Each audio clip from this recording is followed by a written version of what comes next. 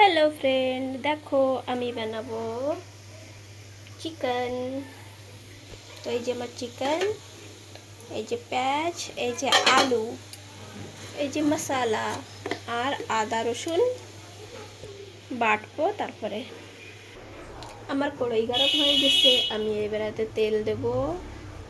তেল গরম হলে আলু দেবো। তেল গরম হয়ে গেছে, এখন আলু দেবো।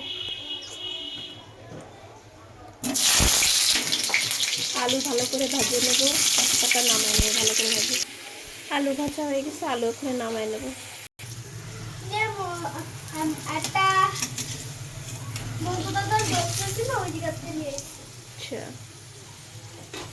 আলু নামাই নিচ্ছি।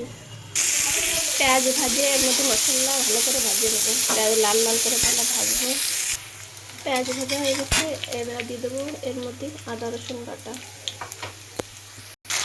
আদা রসুন বাটা দিয়ে এবার ভালো করে ভাজিয়ে নেবো। এবার এর মধ্যে দিয়ে দেবো ঝাল আর জিরে বাটা। ভালো করে মশলাটা কষায় নেবো, মানে কি ভালো করে ভাজিয়ে নেবো মশলা লাল লাল করে। তেল যত সময় না ছাড়বে সময় ভাজতেই থাকছে। মশলা ভাজি হয়ে গেছে, এবার এর মধ্যে মাংস দেবো।